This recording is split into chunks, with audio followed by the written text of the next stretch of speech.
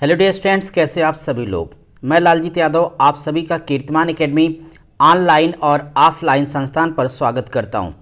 Friends, आज हम आपके लिए यूपी ट्रिपल एससी पेट का एग्जामिनेशन जो आपने 24 अगस्त को दिया था उसका शिफ्ट सेकंड का ये सॉल्व पेपर आपके सामने है। डियर स्टूडेंट्स, ये आपका जो original question UP triple SC के द्वारा दिए गए यह सीरीज ए के क्वेश्चन हैं, वही क्वेश्चन नंबर भी यहाँ पर है। तो शिफ्ट सेकंड के जो लोग भी होंगे, चाहे जो बुकलेट आपकी ए से लेके यस तक की रही होगी, आप वहाँ से क्वेश्चन मिला लीजिएगा। ऑप्शन आगे पीछे हो सकते हैं। सो फ्रेंड्स, आंसर एग्जैक्टली क्या आया 1 2 3 4 5 आलू बाजरा ऐसा जो कुछ आया होगा उस प्रश्न के उत्तर को वहाँ पे ढूंढ करके आप देखिएगा। आंसर आगे पीछे होंगे। और जिस विद्यार्थी का शिफ्ट 1 है तो शिफ्ट 1 की वीडियो पहले से ही पढ़ चुकी है, तो आप शिफ्ट 1 देख लीजिएगा वहां से। इसमें हम कंप्लीट मैथ के 5 क्वेश्चन, रीजनिंग वाले जो आपके क्वेश्चन आए थे वो, प्लस डीआई वाले 20, तो कंप्लीट वीडियो को देखना। 30 क्वेश्चंस के 30 क्वेश्चन यहां पर हम आपको कंप्लीट कराएंगे। जो भी विद्यार्थी हमारी ऑफलाइन बैच में रहा वो सभी लोग जानते हैं कि एक भी क्वेश्चन बाहर से नहीं है, यानी सब कुछ पढ़ाया है। अब देखो, डीआई में डेटा यानी आंकड़े तो बदल जाते हैं, तो आंकड़े ही बदले, सवाल जैसे लगाना था बिल्कुल उसी पैटर्न के हैं। तो देर किस बात की, आज के सवाल की शुरुआत करते हैं, फिर हम आपसे बात करेंगे। सबसे पहले आपके सामने पहला सवाल दिख रहा है, यानी सीरीज ए वालों के पास क्वेश्चन नंबर 31 रहा होगा आज के हिसाब से पहला सवाल। देखिए, हमने इस तरह क्वेश्चन, आपका जो हेल्पमेट सीट या प्रैक्टिस कॉर्नर है, यहां तक कि स्पीड टेस्ट में भी ये सवाल था। आप देखें, ये आपको हमने वर्गमूल, घनमूल और घातांक करणी दोनों ही टॉपिक में पढ़ाया हुआ था। तो फ्रेंड्स, इस क्वेश्चन को सॉल्व करना कैसे है, आप इसे गौर कीजिए। तो ये आपको इन्होंने दिया है, x की वैल्यू फाइंड करना है। ये सारे क्वेश्चन एक बार मैं पहले भी आप लोगों को सॉल्व करा चुका हूं। तो सबसे पहले इसका इसमें मल्टीप्लाई आप सब कर लीजिएगा। तो ये आपका करणी के अंदर 169 को 27 से जोड़ दीजिएगा, तो ये आपके पास 196 आ जाएगा, और बटे 169 है तो ये पड़ा रहेगा, और ये बराबर ऐसे इसको भी तोड़ लेना। तो 13 एकन्नम 13 और प्लस x बटे कितना आ जाएगा, 13 आ जाएगा। आप सभी जानते हो कि 196 का स्क्वायर रूट 14 हो जाएगा, और बटे 169 का 13 होगा, और ये 13 प्लस x बटे 13 आएगा। 13 से 13 कैंसिल आउट हो जाएगा। x की वैल्यू बताना है, इस नाते फ्रेंड्स इस 14 का इधर पक्षांतर 14 की तरफ 13 ला देना। तो नो डाउट x बराबर 1 आ जाएगा, क्योंकि जब आप 14 में से 13 घटाएंगे तो करेक्ट आंसर 1 आएगा, यानी ऑप्शन ये आपका करेक्ट है। अगला क्वेश्चन कितना आसान है। आप सभी ने देखा होगा कि जब मैं आपको बेसिक पढ़ा रहा था परसेंटेज का, तो हेल्पमेट सीट में भी ये सवाल है, प्रैक्टिस कॉर्नर में भी ये सवाल बहुत इजी। कहता है कि 37 से 1/2 में 1/8 कितने हैं। तो 37 से 1/2 को झट से तोड़ो। 37 दूनी 74, 1 75, 75/2 कितने 1/8 है, तो 1/8 से भाग देंगे तो उल्टा हो जाएगा। तो 8/1 4, तो 75 चौक कितना होगा, 300 बार आंसर है। चलिए फटाफट अगला सवाल देख लेते हैं। क्वेश्चन नंबर नेक्स्ट देखेंगे। क्वेश्चन नंबर नेक्स्ट बहुत इजी है, वर्गमूल घनमूल में सब पढ़ा है। देखो दोनों तरफ ये आपका एक एक अंक पे दशमलव तो खत्म हो गया, तो दशमलव आप समझ लो कि है ही नहीं। तो ये 361 का स्क्वायर रूट 19 हो जाएगा। 1024 का 32 32 ये आपका आंसर हो जाएगा। तो 32 आपका करेक्ट आंसर, विकल्प सी 19/32 हो गया। नेक्स्ट क्वेश्चन देखिए। जिन लोगों ने इस सवाल को पढ़ा है, प्रतिशतता का प्रैक्टिस कॉर्नर कीर्तिमान एकेडमी ऑफलाइन बैच में जो हमने क्लास कराई थी, चिल्ला चिल्ला किसी को पढ़ाया था कि बढ़ता है तो बढ़ा दो, ये सेम प्रश्न है। तो 4% बढ़ा है, 1/2% यहाँ पे घटा है। तो एग्जैक्टली इसका डिफरेंस डियर स्टूडेंट्स देखा जाए, 4 बढ़ा, ये 0.5 है, 1/2 मतलब 0.5 अगर घटा है, तो एक्चुअल जो इंक्रीजमेंट है वो 3.5 3.5% की है। अब आपका डायलॉग है बढ़ता है तो बढ़ा दो, तो सीधी जब आप यहाँ पे वृद्धि निकालिएगा तो यहाँ पे कोई अलग से संख्या नहीं, तो 100 लिख देना। और 3 वर्षों की बात है, 3 बार बढ़ाओ, 100 में 3 103.5 बटे 100, और गुणे करिएगा 103.5 बटे 100। नेक्स्ट भी हो जाएगा 103.5 बटे 100। तो ये जो क्लास में कराए कैलकुलेशन भी आपको याद होगा कि 110.82 लगभग आएगा, होना कितना चाहिए था 100, लेकिन आपका 110.82 के बराबर आ गया। तो आपका कितने प्रतिशत की वृद्धि, क्वेश्चन मार्क बराबर, आप इसे आराम से कर पाओगे 110.82 माइनस 100, तो 10.82 लगभग। हमारे ऑप्शन में एक अंक तक लिया गया तो 10.8 करेक्ट आंसर आपका होगा। नेक्स्ट क्वेश्चन देखेंगे, गणित का लास्ट। आप सबको एवरेज में पता होगा, ये पूरा का पूरा टाइप मैंने पढ़ाया है। तो ऐसे में 13 परिणामों का औसत दिया तो 13 गुणे 68 आ जाएगा, पहले 7 अंतिम 7, तो पहले 7 का 63, अंतिम का 7 का 70 है, तो 7वां परिणाम। डायरेक्टली सिखाया हूं, क्वेश्चन मार्क बराबर 7 कॉमन है, यहां लिख लेना, और ये आपका हो जाएगा पहले 7 का 63, अंतिम का 70, माइनस करिएगा 13 गुणे 68 के। तो जब आप इसे कैलकुलेट करिएगा तो आपको पता है कि इसको जोड़ के गुणा कर लीजिए, तो 931 931 माइनस ये आपका कितना था 13 गुणे 68, तो ये आ जाएगा 884 884, घटा लो तो 47 आपका आंसर आता है। Option A correct answer. चलिए भाई, मैथ कंप्लीट हो गया। रीजनिंग में फटाफट आ जा। रीजनिंग में कुत्ता तो रेबीज, तो निश्चित तौर पे मच्छर, ये क्या हो जाएगा मलेरिया, ये सभी जानते हो। अगला क्वेश्चन, अगर मैं नेक्स्ट क्वेश्चन देखूं तो लिखा है उस शब्द का चयन करिए जो बाकी से मेल नहीं खाता। तो हमने क्लास में से ऑड मैन आउट विजाति छांटना के नाम पे पढ़ाया। तो ये कहते हैं नन, मुनि, पादरी, ये तीनों कहीं न कहीं समाजसेवी रूप में है, सूरबीर इससे अलग है, तो सूरबीर आपका आंसर हो जाएगा। नेक्स्ट क्वेश्चन देखें तो हमारा ये कोडिंग डिकोडिंग से रिलेटेड सवाल है। फटाफट देखो, इसमें ये 4 1 2 3 4 पी तक का, बच्चों पी तक देखो उल्टा लिख दिया इसने, और फिर ये जो आपका पी के बाद में लास्ट वाले 4 1 2 3 4 ये भी हो गया, ये भी लास्ट उल्टा लिख दिया। और ये जो आपके पास बचा कितने अक्षर 1 2 3 4 5 6 7 8 9 10 है, 4 4 8, लास्ट में कौन बच रहा है 1 2 3 4 यूटी, तो इसको लिखा टी यू उल्टा। यानी आप ये समझ लें कि शुरू के 4 को एक साथ लेके उल्टा कर दिया, लास्ट वाले 4 को और बीच वाले दोनों को भी उल्टा कर दिया। अगर आप शुरू के 4 को लेके उल्टा करें तो शुरू का 4 ये आपका उल्टा हो जाएगा, तो ए वी डी ए, इसके बाद में ये क्या लिखा है टी एन, तो यहाँ पे टी एन अगर आपके पास है, एन टी लिखा है, तो एन टी का क्या हो जाएगा भाई टी एन हो जाएगा।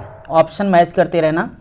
फिर लास्ट वाले चारों को चेंज करोगे तो ये हो जाएगा एस ई जी ए। अब हम देखेंगे कि ऐसा ऑप्शन कौन सा है, तो ऐसा ऑप्शन हमें दिख रहा है बी वाला, और ये करेक्ट आंसर है आप सभी का बी। चलिए, अगर फ्रेंड्स मैं नेक्स्ट क्वेश्चन देखता हूँ रीजनिंग का। रिश्ता क्लास में बहुत बहुत चिल्ला चिल्ला के हमने समझाया, दादा मामा बुआ फूफा मौसी मौसा सारे लोग क्लास में आए, लेकिन यहाँ भी तो बुआ जी प्रकट हैं। एक आदमी एक महिला से, मैं कहता हूँ केवल स्टेटमेंट के बेस पर सारे उत्तर आते हैं मेरे भाई, तो फटाफट हल करो। तुम्हारी माँ के पति की बहन मेरी बुआ है, तो वह महिला उस आदमी से कैसे संबंधित है, बार बार पढ़ाया हूँ, इसमें क्या सॉल्व करना, बहन आपका करेक्ट आंसर है। चलिए नेक्स्ट क्वेश्चन देखेंगे हम लोग, ताकि आपका सबसे फेवरेट हम तालिका और ग्राफ पे डिस्कस कर पाएँ। माय डियर स्टूडेंट्स, 18 फरवरी 2005 को शुक्रवार है, 18 फरवरी 2007 को कौन सा दिन होगा? आप देखिए सेम 18 फरवरी 5 6 7 इनमें कोई लीप वर्ष नहीं है, तो 2 वर्षों में केवल 2 दिन एक्स्ट्रा बढ़ेगा। तो जब 2 वर्षों में 2 दिन एक्स्ट्रा बढ़ेगा तो बस कुछ मत करो, 2 दिन जोड़ दो, सीधे आंसर आ जाएगा। किसमें? फ्राइडे में। तो फ्राइडे में 2 और जोड़ो, शुक्र शनि रवि, तो करेक्ट आंसर आपका संडे यानी रविवार आएगा, और ये ऑप्शन रविवार पहला आपका आंसर है। ठीक है माय डियर स्टूडेंट्स, अब सबसे मज़ेदार सवालों की शुरुआत हो रही है। अब यहाँ पे आपका ये सवाल आ गया कहते हैं डायग्राम यानी डीआई वाले प्रश्न आ गए। निम्नांकित रेखा चित्र में सीमेंट का विभिन्न वर्षों के दौरान उत्पादन मिलियन टन में दिखाया गया है और इसी के बेस पर अब हमें प्रश्नों के आंसर देने। डायग्राम पूरा पहले ध्यान से देखिए और पीडीएफ यानी जिन लोगों ने परीक्षा में जो बैठे थे उनके पास तो अपने आप क्वेश्चन पेपर होगा या पीडीएफ आपने डाउनलोड किया होगा, प्रिंट आउट ले लिया होगा। फिर भी अगर किसी के पास नहीं तो इस वीडियो के डिस्क्रिप्शन में पूरे 100 के 100 क्वेश्चन हमने आपको उसका पीडीएफ यूपी ट्रिपल एससी ने जो दिया था वो आपको लिंक में दे दी है। वीडियो के डिस्क्रिप्शन में लिंक है, पीडीएफ पे क्लिक करिए, चाहे व्हाट्सएप से या टेलीग्राम चैनल से जाके आप उसे डाउनलोड कर पाएंगे। ठीक है फ्रेंड्स, इसके अलावा ये क्वेश्चन यहाँ पे आप समझ लीजिए, चूंकि आपका एक ही कमेंट है फटाफट उत्तर। तो यार ABCD में उत्तर सुन के भी क्या करेंगे आप, फिर भी जितना इंपॉर्टेंट कैलकुलेशन वो हम करते जा रहे हैं। बाकी क्लास में मैं इसको सभी को क्लास में एक दिन डिस्कस कर चुका हूँ। सारे के सारे सवाल जो बच गए बच्चे चाहे जब आएंगे व्याख्या सहित इसका उत्तर ले लेंगे और ये सारे क्वेश्चन आपको संस्थान में उपलब्ध हैं विद डिटेल्ड, मेरे साथ डिस्कस करना। फिलहाल चलिए, और जो सेकंड शिफ्ट का डीआई एक तरह से मॉर्निंग वाले से भी आसान है, मॉर्निंग का भी आसान था, 2-1 सवालों में कैलकुलेशन था, तो इसके भी एक आध सवाल में कैलकुलेशन होगा, बाकी सब आसान है। वही औसत, वही प्रतिशत वृद्धि, वही x को y के प्रतिशत के रूप में दिखाना, तो टेंशन ना लें। डायग्राम देखो, उत्तर दो, सीधी सीधी बात। अब जरा देखिएगा, सीमेंट का उत्पादन यहाँ दिखाया गया। अब सीमेंट का उत्पादन के लिए आपको ये सारी की सारी चीज़ें यहाँ नज़र आ रही हैं कि कहीं 42, 44, ये 58, 55, 60, 98, 60, 55, 80, 90, 80, ये विभिन्न वर्षों के दौरान इसका जो प्रोडक्शन है, उत्पादन है, दिया गया है मिलियन में। इसी के बेस पर हमें प्रश्नों का उत्तर देना है।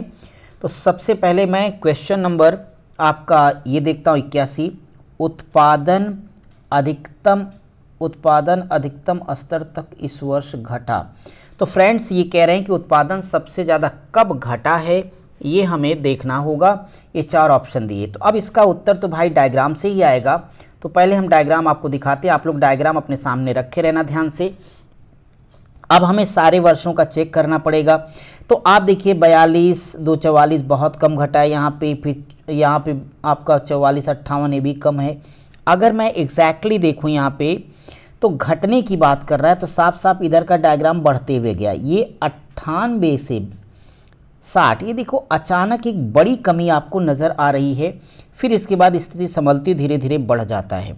तो मैं देखता हूं कि ये जो सबसे ज़्यादा 98 है, ये सन कौन सा है, ये 2014-15 है और 60 वाला 2015-16 है।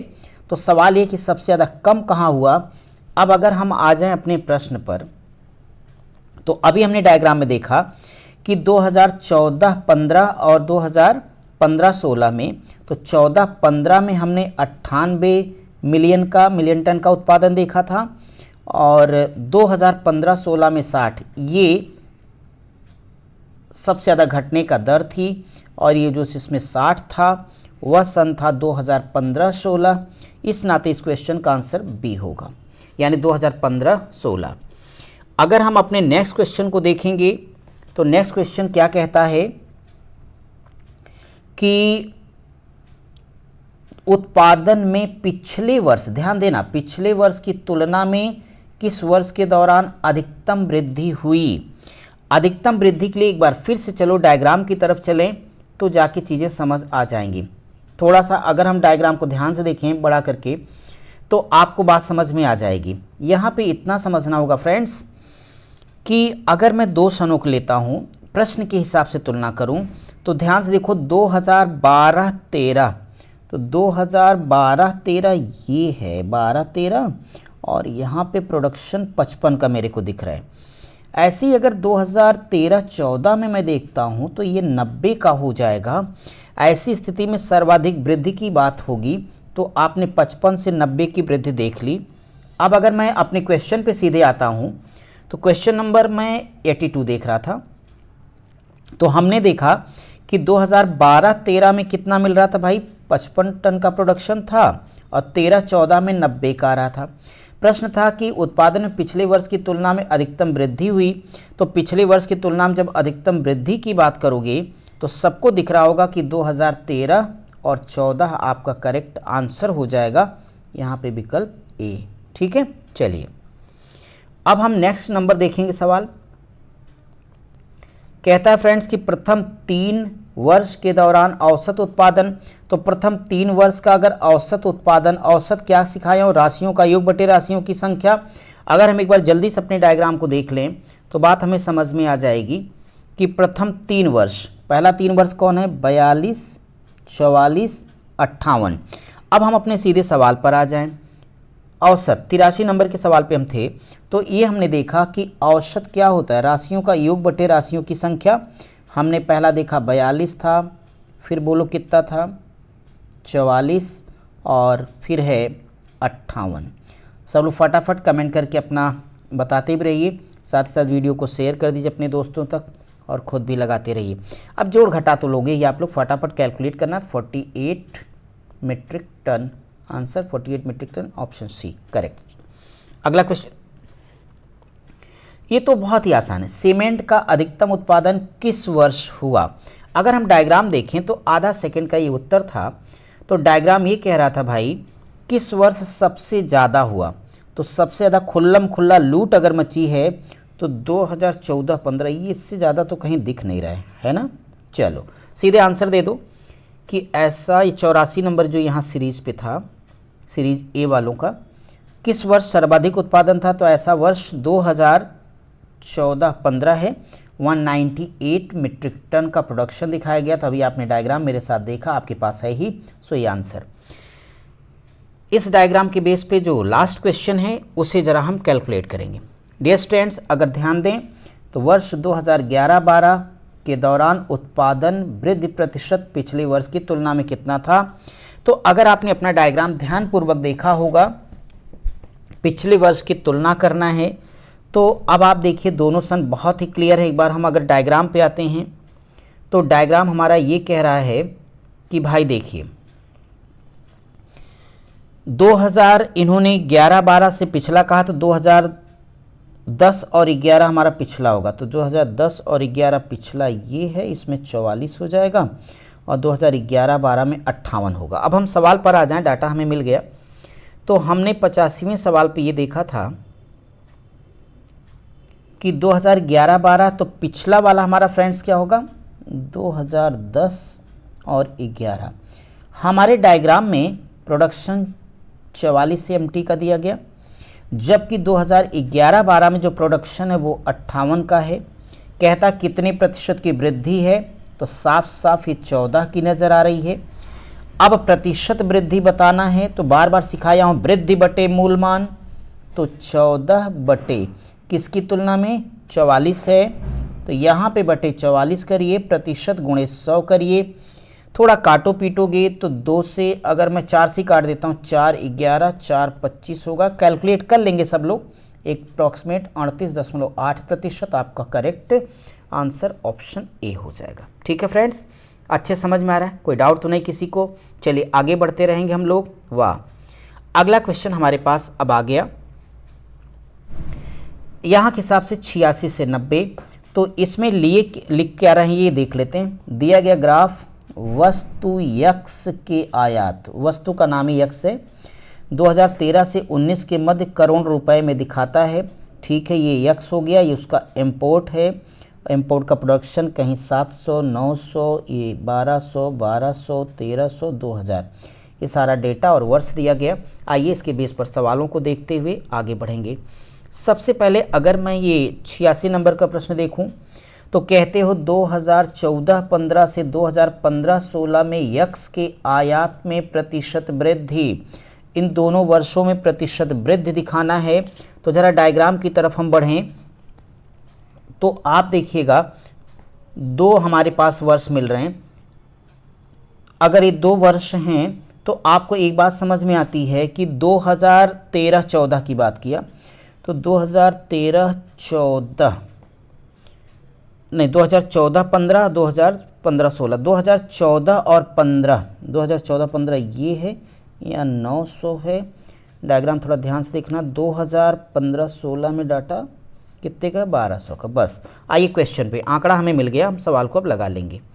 क्वेश्चन देखेंगे तो क्वेश्चन में 2014-15 में हमें कितना दिखा, 2014-15 में 900 है, और 15-16 में जिनका प्रोडक्शन है भाई वो 1200 का है। तो वृद्धि कितने की यहाँ से हो रही है, +300 की। अब अगर इनको प्रतिशत वृद्धि बताना है तो 1 सेकेंड का काम है। 300 किससे, 900 से गुणे करिएगा 100, तो ये 3 बार जाएगा, 100/3 तो 33.33, लेकिन दशमलव के बाद एक ही स्थान तक लिखा है, सो आपका करेक्ट आंसर होगा 33.3। अब हम आपका नेक्स्ट क्वेश्चन अगर देखेंगे तो ये पूछ रहे हैं सभी वर्षों के लिए वर्ष दर वर्ष, अच्छा, वर्ष दर वर्ष आयात की वृद्धि औसत करोड़ रुपए में। मैं एक बात बता दूं कि औसत बार बार बोलता हूं क्या, राशियों का योग बटे राशियों की संख्या। अगर आप अपना डायग्राम देख रहे हो तो थोड़ा डायग्राम इसमें देख करके आपको समझना है, क्योंकि औसत दर औसत वृद्धि शब्द की बात की गई है, तब जाके हमें आंसर देखना होगा। तो हम पहले डायग्राम की तरफ आना चाहते हैं। डायग्राम को आप देखें तो भाई 700 से 900 तो 200 की वृद्धि हो जाएगी, और 9 3 12 300 बढ़ गया, ऐसे 12 तो ये 0 बढ़ा, और यहाँ पे ये 100 बढ़ जाएगा, और ये होगा 13 7 20 700 की वृद्धि। ठीक है, अब हम अपने क्वेश्चन पे सीधे आ जाते हैं। हमने वृद्धि को देख लिया है, तो यहाँ पे हमें पहले औसत निकालना है। तो औसत को मैं ए से लिख देता हूँ, एवरेज। सो फ्रेंड्स, पहला हम लोगों ने कितना निकाला था, 200 बढ़ा था, फिर बोलो 300, फिर 0 12 12 16 तो 0 हो जाएगा, फिर एक जगह 100 बढ़ा था, और फिर 2013 तो 700। और ये कितने वर्ष हो गए, कुल हो गए थे 1 2 3 4 5/5 कर दो, सारे लोग जोड़ोगे तो 2 3 5 1 6 7 1300, और 1300 को 5 से भाग करिएगा तो 5 दूनी 10, 3 13 5 6 260 करोड़, और 260 करोड़ ऑप्शन ये आपका करेक्ट आंसर होगा। अब हम आपके नेक्स्ट क्वेश्चन की तरफ बढ़ेंगे, और नेक्स्ट क्वेश्चन देखते हैं क्या है। बहुत अच्छा, विगत कितने वर्षों तक यक्स का आयात यक्स के औसत आयात से अधिक था। डियर स्टूडेंट्स, अभी हमने सारा डाटा देखा, अगर हम उसी के बेस पर चलेंगे तो सबसे पहला काम हमको ये करना पड़ेगा कि हम यक्स का औसत निकालेंगे। तो अगर हम यक्स का औसत निकालें तो राशियों का योग बटे राशियों की संख्या। तो पहला डाटा हमें कितना दिया गया, 700, फिर हमें कितना दिया गया था, 900, फिर कितना भाई 1200, सब लिखा ना डायग्राम पे, फिर 1200, फिर कितना 1300, और अगला हमारे पास है 2000, और सबके बटे कितना कर दें, 6। हल करना बच्चों, तो ये जोड़ दीजिए तो लगभग 7300 आता है, लगभग क्या कंफर्म 7300/6, एवरेज आएगा 1216.666। तो हम लगभग में लिख दें 1216.67। बोलो चलेगा, इसे याद रखना। तो ये हमारे पास हो गया औसत।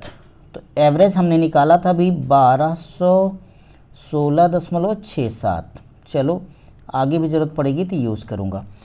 अब ये कह रहे हैं कि इस वाले से औसत से कितने वर्षों का एवरेज आपका ज़्यादा था, इस आपके प्रश्न में पूछा गया। तो अब मुझे थोड़ा सा आपका यहाँ पे डायग्राम देखना होगा, तब जाके आंसर ये क्लियर होगा। औसत हमने निकाल लिया, फटाफट आइए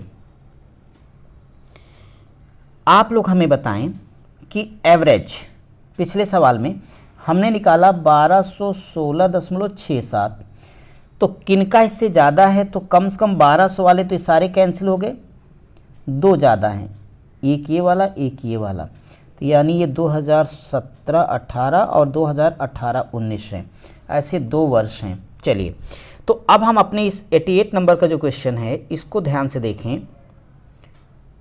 तो पूरा सॉल्व करने के बाद हमने देखा कि जो एवरेज था वो 1216.67, उससे 2 जगहों पे एवरेज 2 वर्षों का ज़्यादा था, एक जगह 1300 था, एक जगह 1600। सो करेक्ट आंसर 2, और ये ऑप्शन सी है। Next 89 number question. 89 में ये फ्रेंड्स बहुत ही प्यारा प्रश्न है। 89 में इनका कहना है कि यक्स के औसत आयात से अधिक आयात और यक्स के औसत आयात से कम आयात के वर्षों में अंतर, ये ध्यान रखना। अब यहाँ मैं एक बात बताऊं कि अभी हमने पीछे एवरेज निकाला था 1216.67। दो बातें आप यहाँ से कह रहे हो 6-7, पहली एक तो कम और दूसरी ज़्यादा या अधिक। कम वाली बात करता हूँ तो एक हमें डाटा दिखता है 700, फिर हमने लिखा 900, फिर हमने लिखा 1200 और फिर हमने किया 1200। तो ये जोड़ना मत बच्चों, ये कुल कितने साल हुए, 1 2 3 4, तो ये 4 वर्ष हो जाएगा। जो अधिक वाला है तो अधिक वाले में एक है 1300 और एक था 2000, तो ये कितने साल हुए, 2 साल। तो कम कितना है, 4 साल, और अधिक कितना, 2 साल। इन दोनों का अंतर, तो 4 में से 2 घटा दीजिएगा, 2 वर्ष आएगा। संयोग से इस प्रश्न का उत्तर भी आएगा 2, और वो आपका करेक्ट आंसर है। चलिए अब हम आपके लिए इस क्वेश्चन का अगला देखेंगे। बढ़िया प्यारा सवाल। वर्ष 2018-19 के दौरान यक्स के आयात में प्रतिशत वृद्धि, अच्छा, सभी वर्षों के यक्स के आयात के औसत से कितनी ज़्यादा है मेरे भाई? सभी वर्षों का औसत अभी अभी हमने निकाला था 1216.67। और यहाँ पे अगर आप गौर करें 2018 और 19 में, तो 2018 और 19 के अंदर इनमें जो दिया गया डेटा वो 2000 का है। अगर ये 2000 है तो दोनों के बीच में वृद्धि साफ साफ हमें नज़र ही आ रही है। तो अगर 2000 में से 1216.67 बच्चों घटाओगे तो कितना आएगा, बताओ जल्दी जल्दी फटाफट, 783.33 लगभग आएगा। अब हमें प्रतिशत वृद्धि बतानी है, तो प्रतिशत वृद्धि जरा आप लोग कमेंट करके फटाफट बताओ तो देखो निकाल पाए। थोड़ा ये कैलकुलेशन एक सवाल में है। वृद्धि 783.33 बटे मूल मान, तो यहाँ मूल मान औसत था 1216.67 गुणे 100। कैलकुलेशन तो सब लोग कर ही लोगे, तो अप्रॉक्सीमेट में से लगा लेना, कैलकुलेट कर लीजिएगा, और जब आप लोग कैलकुलेट करिएगा तो इसका आंसर आपका आ जाएगा 64.38 के आसपास। चलिए अब मैं आप सबके लिए नेक्स्ट क्वेश्चन पे डिस्कस करूंगा। तो नेक्स्ट आप देखिए 51 से 55, 95। ये भी आपके लिए बहुत ही अच्छा सा प्रश्न है। सबसे पहले थोड़ी चर्चा कर लूँ। यहाँ नीचे एक तालिका या टेबल दे रहे हैं, ABCD के सप्ताह के विभिन्न दिनों पर वस्तुओं की बिक्री की बात कर रहे हैं ये। अब अगर हम अपने इस ग्राफ को देखते हैं तो देखिए इस ग्राफ में सारी चीज़ें हमें साफ साफ दिख रही हैं यहाँ पे कि भाई ये ABCD ये हो गया, और दिन आपके सोम मंगल बुध और सोम मंगल शुक्र और शनि, 4 का नाम इन्होंने लिया हुआ है, तो 4 दिनों का दे दिया। ये सारा आंकड़ा हमें साफ साफ सबके सामने कितना क्या है दिखेगा। अब हम इसका यूज अपने एक एक सवाल के हिसाब से करेंगे। तो सबसे पहले पहला सवाल इसके बेस पर मैं देखूंगा। आपका ये कहना है कि मंगलवार को A द्वारा बेची गई वस्तु और शनिवार को C द्वारा बेची गई वस्तु का अनुपात क्या था, रेशियो। बहुत ही प्यारा सा प्रश्न है। डायग्राम देखो, ये है मंगलवार, मंगलवार को A का कितना है, 35 है, बहुत अच्छा। और इसी दिन शनिवार का C, तो शनिवार का C है 45। चलिए अब सवाल देख लें, दोनों डाटा हमें मिल गए। डायग्राम से चित्र देखो, उत्तर दे दो। तो हमने मंगलवार को A द्वारा देखा कि 35 वस्तु को बेच रहा है और C 45। रेशियो बताना अब सिर्फ एक छोटा सा काम, तो 35-45, बोलो कितना आएगा, 5 सत्ते 5 9, 7:9, 7:9। ऐसा विकल्प बी था ये आंसर। नेक्स्ट क्वेश्चन देखेंगे हम। अगर मैं नेक्स्ट को देखता हूं तो नेक्स्ट को कैसे करना है। इनका ये कहना है कि सोमवार को D द्वारा चलेगा और शनिवार को C द्वारा बेची गई वस्तु का प्रतिशत। आप अपने डायग्राम में ध्यान से देखिएगा तो निश्चित तौर पे आपको दिख रहा है कि सोमवार को D ने 20 वस्तुओं को बेचा और शनिवार को C ने 45। सारणी देख लोगे सब लोग, तालिका 20 और 45 की। अब ये कह रहे हैं कितना परसेंट है, तो वस्तु का कितना प्रतिशत, तो आपको यहाँ पे x बटे वाई गुणे 100 कर देना है। तो सीधे क्वेश्चन मार्क बराबर 20 और बटे क्या होगा 45 है। तो बहुत आसान सवाल, बार बार कराया हूँ, गुणे 100 कर दो। आप लोग इसे काटो पीटो तो 5 9 45, 5 चौक 20, 100 चौक 400, 400 बटे 9, इसे हल करोगे तो 9 चौक 36, 9 चौक 36, 44.44% के आसपास। और 44.44 की बात करूं तो इसका ऑप्शन हमें सी दिख रहा है। ठीक है, चलिए नेक्स्ट क्वेश्चन पे। यहां पे क्या बात है, बहुत बढ़िया। बी सी डी द्वारा क्रमशः सोम, मंगल और शनिवार को बेची गई वस्तुओं का औसत राशियों का योग बटे राशियों की संख्या, बार बार आ रहा है।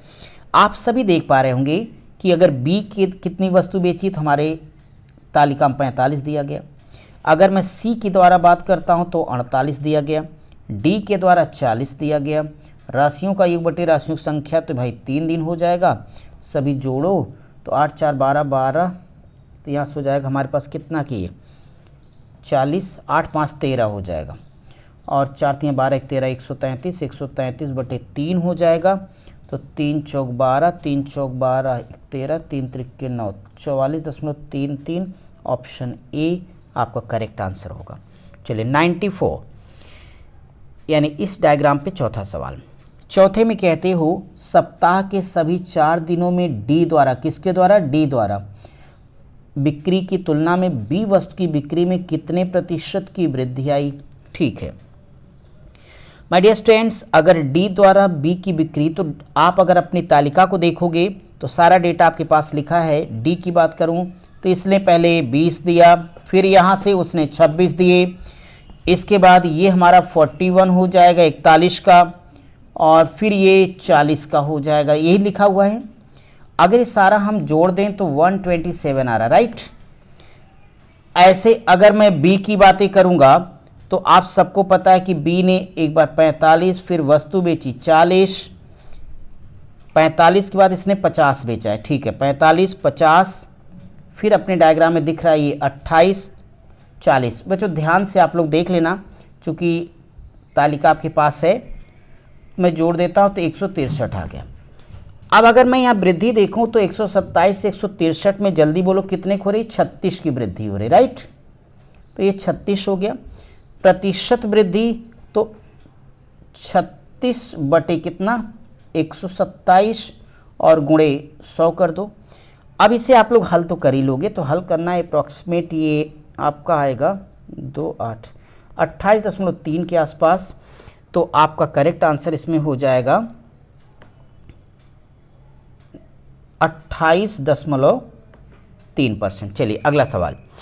अगर मैं नेक्स्ट क्वेश्चन पे डिस्कस करता हूं तो नेक्स्ट आपका क्या है, कहते हो सोमवार को बेची गई वस्तुओं की औसत शुक्रवार को बेची गई वस्तुओं के औसत के मध्य में अंतर। माय डियर स्टूडेंट्स, अगर मैं मंडे की बात करता हूं, सोमवार को बेची गई सारी वस्तुएं कितनी हैं 40, फिर हमारे टेबल में दिख रहा है 45, फिर यहाँ से 25 और फिर हो जाएगा 20, सारा जोड़ो तो कितना है 130। ये 4 दिन हो रहे हैं, 1 2 3 4 बटे 4 करो तो ये आता है 32.5। ऐसे ही अगर फ्राइडे शुक्रवार की बातें करूंगा तो शुक्रवार को आपकी तालिका में साफ नजर आ रहा है कि 25 वस्तु बेची गई, फिर अगले दिन 28 है, फिर यहाँ पे इन्होंने 15, फिर 41 किया, जोड़ने पर 109 आया, बटे 4 करिए, भाग करिए, 4 7 28 27.25। अब यहाँ डिफरेंस कितने का आ जाएगा, तो 32.5 में से 27.25 सारे लोग अगर घटा लोगे तो झट से आपका आंसर आ जाएगा। इस तरह से आपके इस प्रश्न का उत्तर करेक्ट हुआ 5.25। चलिए भाई नेक्स्ट सवाल की तरफ आ जाते हैं। आप यहाँ सबसे पहले अगला अगर अपना डायग्राम देखें लास्ट वाला, तो यहाँ जो तालिका या सारणी दी गई है इसमें भारत में 2010 से 17 के मध्य फसलों का प्रोडक्शन या उत्पादन के बारे में बताया गया। तो अगर आप अपने इस टेबल को ध्यानपूर्वक देख पा रहे हैं तो सारी चीजें यहाँ पे साफ साफ लिखी हैं, और पीडीएफ आपके पास सही तो चिंता नहीं, मैं डायरेक्टली सवाल पर आता हूँ। टन में सारा डाटा दिया गया है, इधर सारी फसलों के नाम लिखे गए और इस सारे के सारे वर्ष के नाम हैं। सबसे पहला सवाल देखूं, फिर मैं आता हूं आपके साथ सवाल को डिस्कस करने। क्वेश्चन नंबर इसके बेस पे जो आपके सामने दिख रहा है 96 नंबर, गेहूं के उत्पादन में किस वर्ष के दौरान गिरावट देखी गई? अब आइए डायग्राम में देखें।